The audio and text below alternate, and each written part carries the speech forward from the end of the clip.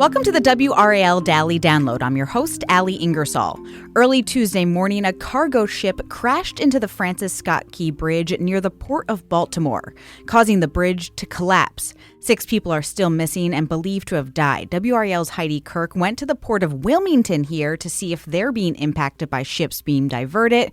And Brett Knese spoke with an expert on structural engineering. We'll start off talking with Brett. Hey, Brett, thanks so much for joining me today.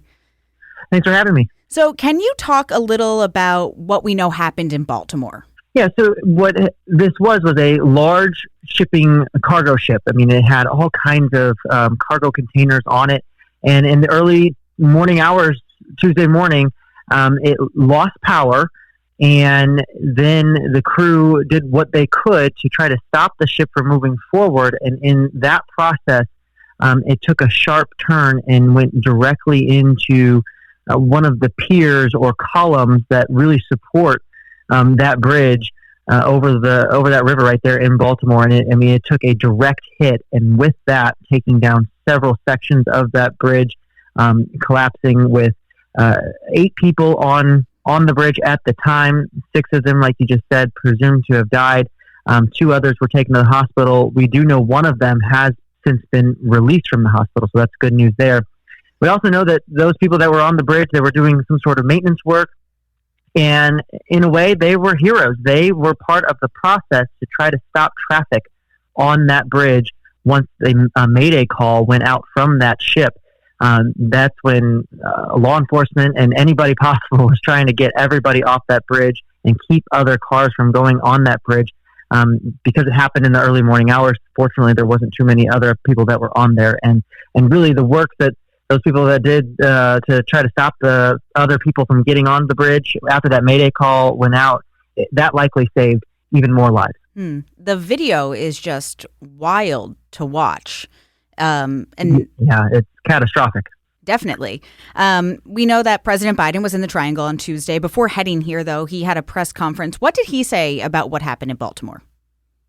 Yeah, he spoke for quite a few minutes about this, and one of the main things he promised is the full force of the federal government, whatever aid the federal government can do to step in and help those in Maryland, those affected by this, and then the recovery effort down the line.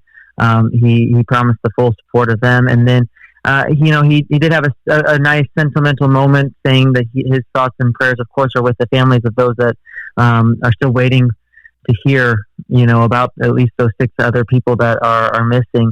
And he definitely had a touching moment in saying how he understands, that they are going through what feels like an excruciating amount of time waiting to hear word, and that he's going to continue to be in touch with authorities there in Baltimore and in Maryland until they know exactly how this happened.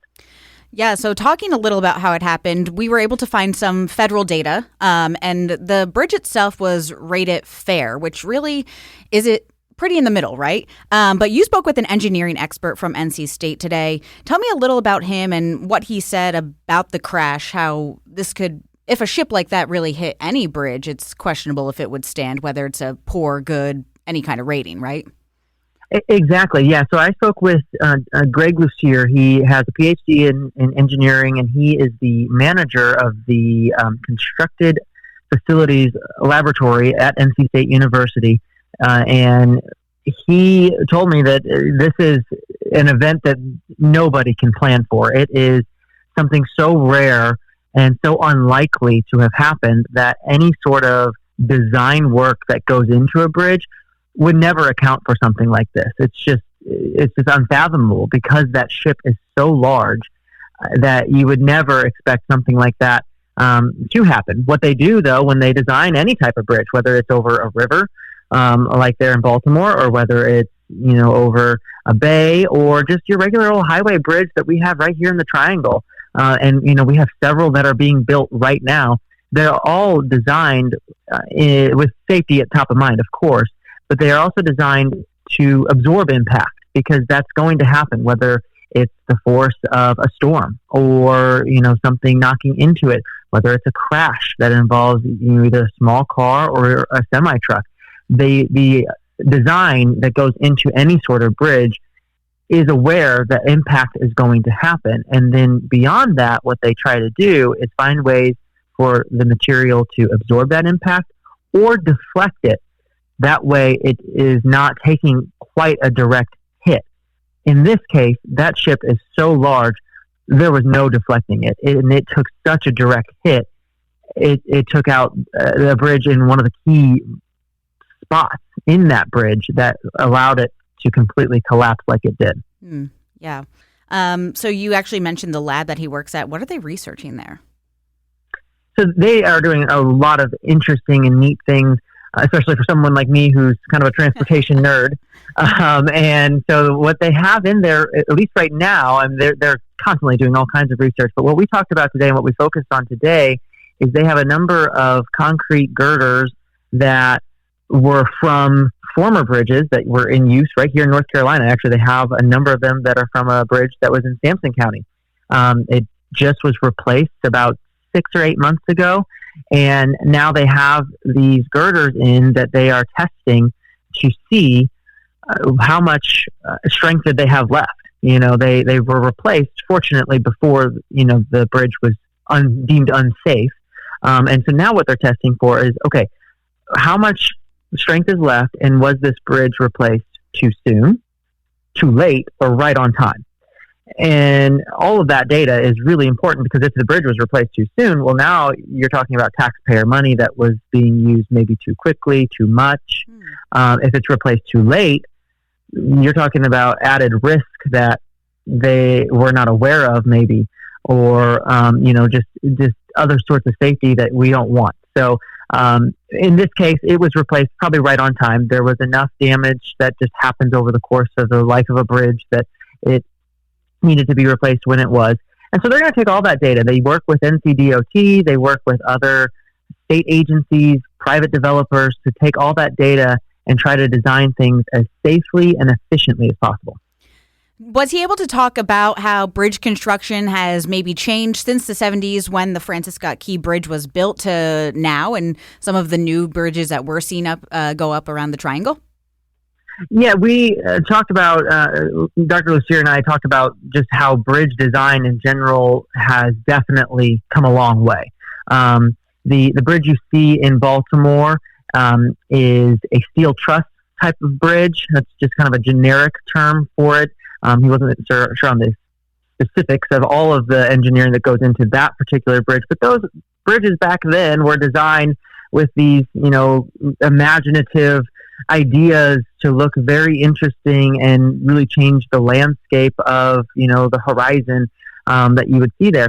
And with that is a different type of engineering. Today, we have maybe less interesting looking bridges, but that's because the material and the way they are designed is much more efficiently so that it's cost effective. But also safety is, the number one priority.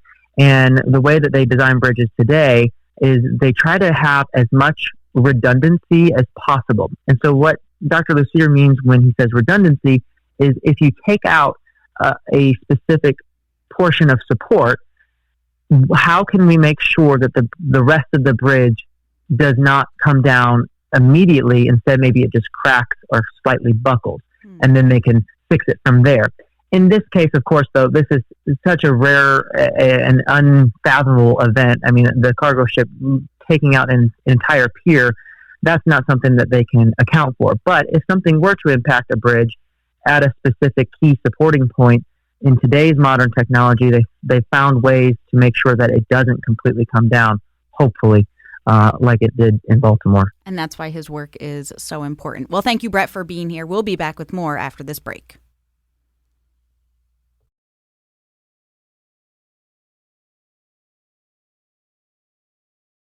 Welcome back. While we are hundreds of miles away from where that crash happened, it's possible we could feel the impact in our state at the Port of Wilmington. Heidi Kirk went there, and now she's our guest. Heidi, thanks so much for joining me. So what exactly is the feeling near the port?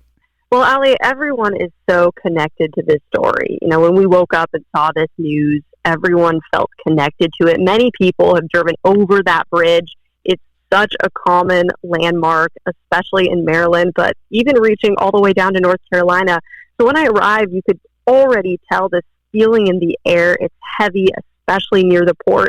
It's probably the most media that you'll ever see near the Port Authority. I mean, just circling the building, trying to get this story out. And as I was sitting in my car, people were coming up to me. I mean, it's something they want to talk about. They asked me what I was doing, and I started to explain the story. And of course, everyone's already heard about it. And so I talked to people, even just sitting in my car. Came up, they asked, we had a conversation about it. They wanted to know more. It's a very active story. Things are still happening, unfolding right now as we speak. And it's heavy in the air, especially around the port in North Carolina. It's easy to make that connection, and especially being a coastal state, I mean, it's something that we're all thinking about. Yeah, definitely. And what are you hearing from people who work down there or anyone with the port? Well, we got a statement from the Ports Authority, and the main message here was just that their thoughts are with the Baltimore community and beyond. This touched so many people, so many families. I mean, they're, still trying to track down some of these people, and it's really heartbreaking. And so in that statement, they came out and just said, we're standing with the Baltimore community, with the ports in Baltimore, and especially the search and rescue teams. I mean, that's really what it came down to. They really wanted to emphasize, as long as people are out there searching, we want to thank them. We want them to know that we are standing with them. It's really a powerful message. And then what really hit home for me is that, even though we're in North Carolina, states away, the Ports Authority is monitoring the situation. They're staying plugged in with their partners. They want to make sure that they're up to date on the situation and essentially helping in any way they can. I think that's something that we forget. Being states away, it feels like there's nothing that we can do, but in these organizations that are connected, there are ways to help, and they just want to make sure that at any time, whether it's this week, next week, in the future, that, they can be there and help the ports up there, the search and rescue teams, anyone that's involved in this situation.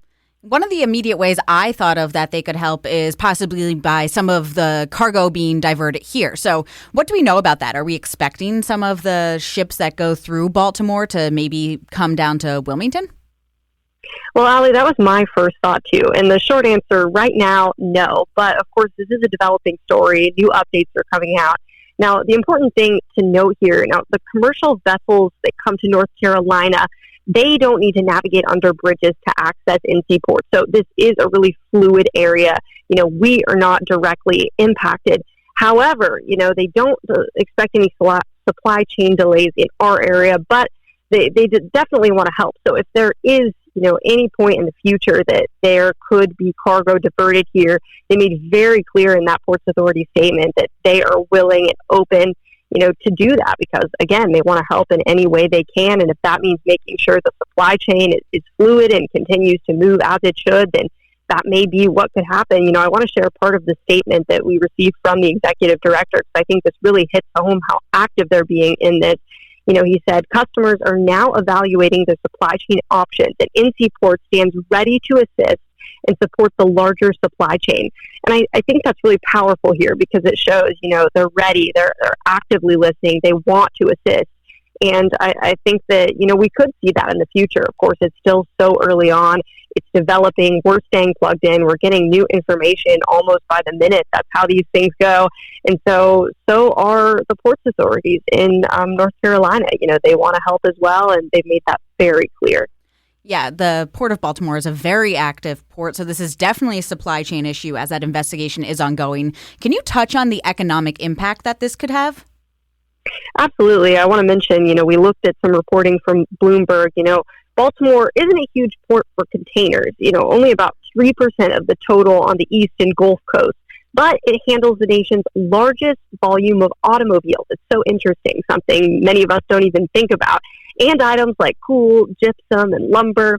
Now, with the total trade last year amounting to about $80 billion, every day that Baltimore is closed, that's another $217 million that's not crossing its docks. I mean, that's a huge number. And now car companies like Ford and GM, they're already finding other options. And, they have to work fast here. But those other options, they might be costly and have longer shipping times, all things to think about. So the nation's number 2 port for car carriers is all the way in Georgia. I mean, that's about 7 600 miles south. I mean, so it's something that they're working toward, obviously, because, I mean, the economic impact of this really could be far-reaching if they don't find a fix soon. Yeah, definitely a lot to think about, a lot to keep following here. Thank you, Heidi, for joining us, and thanks to Brett as well. And thank you for listening to the WRAL Daily Download. If you enjoyed this podcast, you can find more podcasts from WRAL News at WRAL.com. Just search podcast. From sports to true crime, there are plenty of shows to keep you informed and entertained. Thanks for listening.